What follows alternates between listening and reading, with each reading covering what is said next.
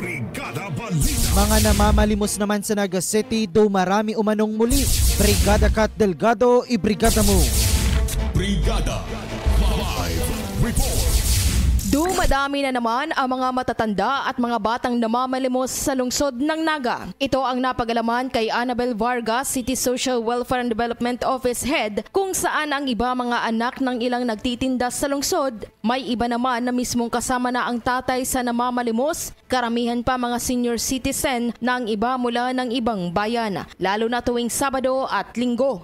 Maliban sa nakakakuha ng pera, nagiging pantawid gutom na ng mga namamalimos. Ilan sa mga dahilan naman ng mga magulang ay walang mapag-iiwanan sa anak habang nagtitinda. Ayon pa sa opisyal, dahil sa paulit-ulit na senaryo, isa ang paglalagay ng child center na pang-iiwanan ng mga bata malapit sa plaza sa kasentruhan ang naiisip na paraan upang maiwasang mamalimos ng mga batang nasa kalsada na kasalukuyan ng naghahanap ng lugar na mapagtatayuan. Kung magkatambayan ka mga aki, imbis na yung duman, hindi na ka mo tarambay, may mga kawatan digdi, may papakan sila, may feeding man ngayon. At least maksin sa street, lalong-lalo na may benefit ini naman sa mga magurang na pinapauli si mga aki na iniba lang pagtinda.